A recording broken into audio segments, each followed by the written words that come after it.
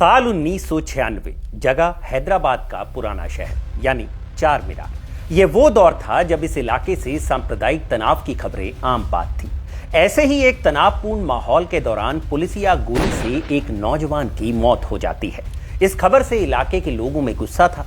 गुस्साए लोग पहुंचे इलाके के विधायक तक। लंदन से बैरिस्टर की पढ़ाई कर लौटा तेज तर्रार नौजवान विधायक, एक ऐसा विधायक जो विधानसभा में बोलता तो विरोधी उसे नजरअंदाज नहीं कर पाते थे। लोगों की अपील के बाद इस विधायक ने चंद्रबाबू नायडू की सरकार के खिलाफ मोर्चा खोल दिया। आंध्र प्रदेश सरकार और मुख्यमंत्री से मांग की कि पुलिस की गोली से मारे गए नौजवान के मामले पर विधानसभा में बहस कराई जाए।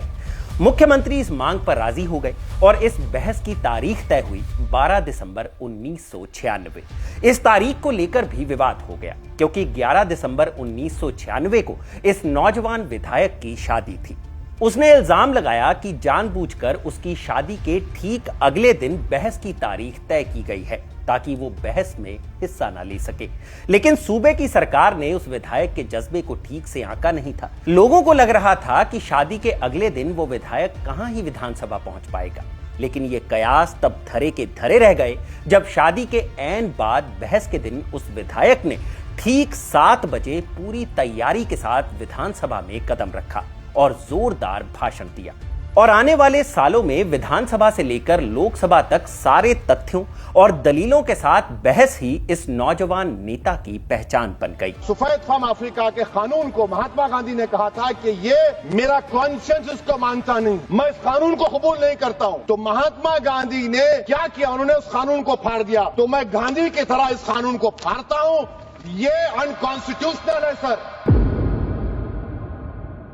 तो किस्सा के इस एपिसोड में आज कहानी ऑल इंडिया मजलिसे इत्तेहादुल मुस्लिमीन यानी AIMIM के प्रमुख और हैदराबाद से लगातार 5 बार के सांसद असदुद्दीन ओवैसी की, जिनके नेतृत्व में मजलिस सिर्फ हैदराबाद या तेलंगाना ही नहीं बल्कि महाराष्ट्र, बिहार, उत्तर प्रदेश समेत कई राज्यों में प्रभाव रखने वाली पार्टी बन गई। सुनाएंगे आपको कहानी हैदराबाद के इस लड़के की जिसकी पहली मोहब्बत राजनीति नहीं क्रिकेट थी। कैसे एक नेता का बेटा लंदन से लॉ की पढ़ाई करता है और फिर राजनीति में कदम रखता है।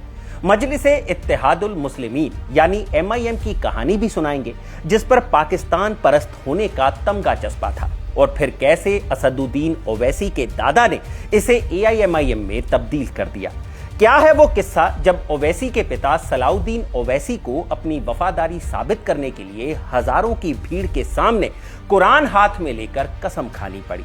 बात होगी उस लव मैरिज की जिसने ओवैसी के परिवार में दरार पैदा कर दी। क्या था अकबरुद्दीन ओवैसी का वो बयान जिसने असदुद्दीन ओवैसी की राजनीति को ग्रहण लगा दिया था। बात उस वाकये की भी होगी जब असदुद्दीन ओवैसी को सरेराह जमीन पर घसीटा गया और उन्हें अस्पताल में भर्ती कराना पड़ा। हैदराबाद मक्का मस्जिद बम धमाके के बाद ऐसा क्या हुआ कि ओवैसी पर मुस्लिम युवकों की अनदेखी का इल्जाम लगा और कैसे ओवैसी ने मीडिया के जरिए अपनी पैठ बनाई और पूरे देश में मशहूर हो गए। आखिर क्यों AIMIM को भाजपा की बी टीम कहा जाता है? वंदे मातरम और भारत माता की जय बोलने से आखिर ओवैसी को परहेज क्यों है? नमस्कार, मैं हूं भूपेंद्र सोनी और आप देख रहे हैं खबर गांव और ये किस्सा है असदुद्दीन ओवैसी का।